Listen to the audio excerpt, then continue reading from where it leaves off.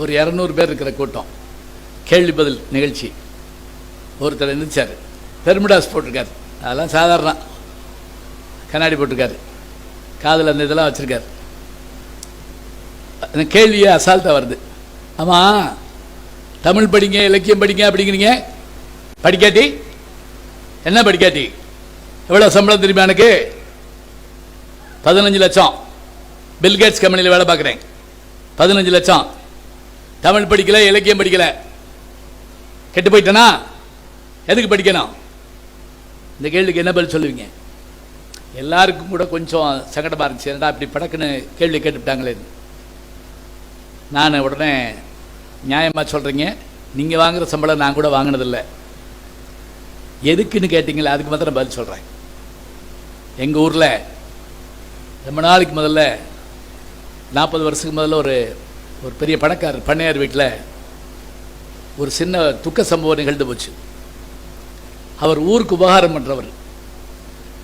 அந்த காலத்துலேயே அவங்க வீட்டில் 4 கார் நிற்கும். அவங்க பிள்ளைகள் எல்லாம் டாக்டர்கள். மகன், மகள், மருமகன் எல்லாருமே டாக்டர்கள். ஒரு பெண்ணு கல்யாணம் ஆகாத பொண்ணு. அந்த பொண்ணுக்கு உடல் நலம் அடிக்கடி பாதிக்கப்படும். ஒரு நாள் எல்லாரும் வெளியில் போயிருக்காங்க, திருமணத்துக்கு போயிருக்காங்க, பிள்ளைகள் மருமகன் எல்லாம் போயிருக்காங்க, கார்லாம் வெளியே போயிருக்கு. இவர் உட்காந்து ஏதோ படிச்சுட்டு இருக்காரு. அந்த சின்ன பிள்ளைக்கு உடம்பு முடியாமல் போச்சு. கைகாலெல்லாம் சுண்டி சுண்டி இழுக்குது, வாயில் நுரதல்லுது, கத்துறாரு, கதறாரு. ஆட்கள் வர்றாங்க, என்ன செய்யறது தெரியல. நகரத்துக்கு வர்றதுன்னா 40 கிலோமீட்டர் வரணும். கண்ணுக்கு எதிர அந்த பெண்ணோட உயிர் பிரியறதா பார்க்குறாரு. அதனால் என்ன நஷ்டம் தெரியுமா? அதுக்கு பிறகு 1 மாதம் அவர் யார்த்தையும் பேசலை, சரியாக சாப்பிடல. அவர் பேசாததுனால என்ன நஷ்டம்னா, பள்ளிக்கூடங்களுக்கான நிதி கிடைக்காமல் போச்சு, கோயில்களுக்கான விளக்கேற்ற எண்ணெய் இல்லாமல் போச்சு, ஊருக்கு உபகாரம் பண்ண வேண்டிய செயல்கள் நின்று போச்சு.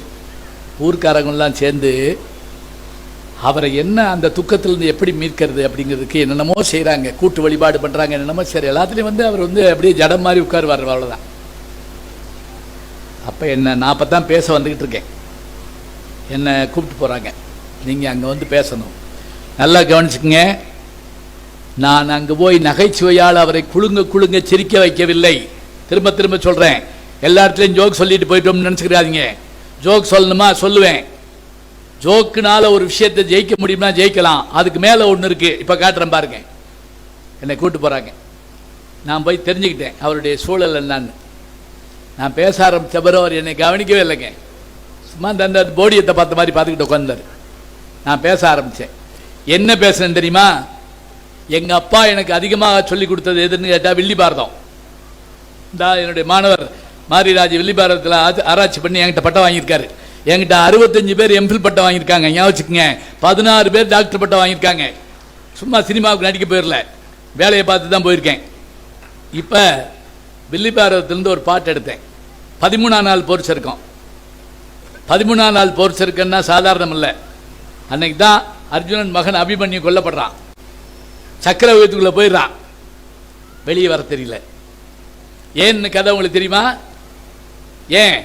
அவங்க அம்மா வயிற்றில் இருக்கப்ப பெண்மணியினுடைய அண்ணனான கிருஷ்ண பரமாத்மா கதையை சொல்லிட்டே வர்றாரு சக்கரவர்த்திக்குள்ளே போகிறத. இவ தூங்கிட்டா உள்ள இருக்கக்கூடிய குழந்தைன்னு கேட்குது. இதை நாங்கள் வில்லிவாரத்தில் சொன்னால் கேட்க மாட்டீங்க. இன்னைக்கு ஒரு டாக்டர் சொன்னால் டக்குன்னு ஒத்துக்குருவோம். இன்னொன்று இப்படி வச்சு பார்த்தா குழந்தையுடைய இதய துடிப்பு கேட்குது. இந்த பையன் உள்ளே போயிட்டான், சுற்றி நின்று அடிக்கிறாங்க. அன்னைக்கு மாதிரியான ஒரு கொடூரமான போர் எப்பவும் நிகழ்ந்ததில்லை. துரோணர் அந்த வேலையை செய்கிறார்.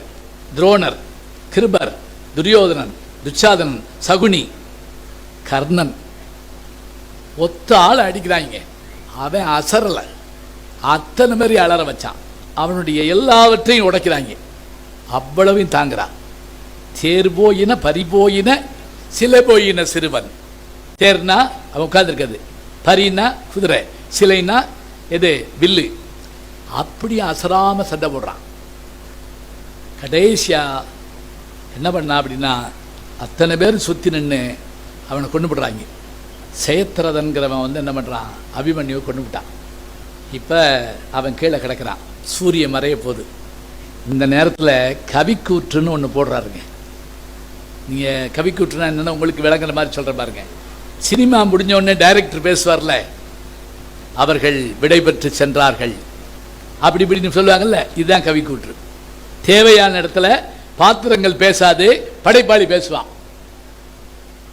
பாரதி பேசுவார் பாஞ்சாலி சபத்தில். எந்த இடத்துல பேசுவார் தெரியுங்களா?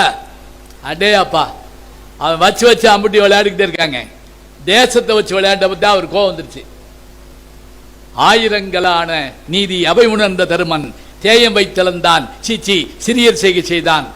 நாட்டு மாந்தரெல்லாம் தம்போல் நரர்கள் என்று கருதார். ஆட்டு மந்தையாம் என்று உலகை அரசர் எண்ணி விட்டார். காட்டும் உண்மை நூல்கள் பலதாம் காட்டினார்களேனும் நாட்டு ராஜநீதி மனிதர் நன்கு செய்யவில்லை. இப்படி பேசிக்கிட்டே போவாருங்க பாரதியார். சொல்லிட்டு சாரமற்ற வார்த்தை மேலே கவிதை சொல்லிவிட்டோம், வா வா கதை சொல்கிறேன் கேள்னு போவார். வில்லிபுத்தூரார் பேச ஆரம்பிக்கிறாருங்க. என்ன சொல்றார் தெரியுமா?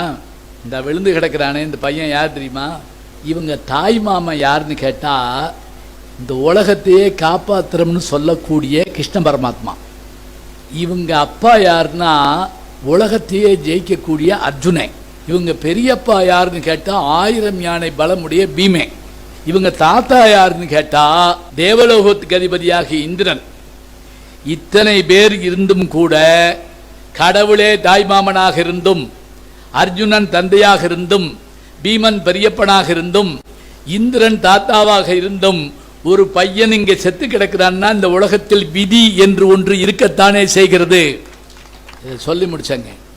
அவர் கண்ணில் இருந்து கண்ணீர் கொட்டுது. எந்திரிச்சு வந்து என் கையை பிடிச்சிக்கிட்டார். அன்னைக்கு தான் பேசுகிறார் அவர். ஒரு மாதத்துக்கு பிறகு என்ன பேசினார் தெரியுமா? நான் இத்தனை நாளாக என்ன நினச்சிக்கிட்டதுன்னு தெரியுமா ஐயா? கார் இருந்தால் காப்பாற்றிருக்கலாமோ, டாக்டர் இருந்தால் காப்பாற்றிருக்கலாமோ, அவங்க இருந்தால் காப்பாற்றிருக்கலாமோ, இவங்க இருந்தால் காப்பாற்றிருக்கலாமோ, இப்படிலாம் நினச்சேன்.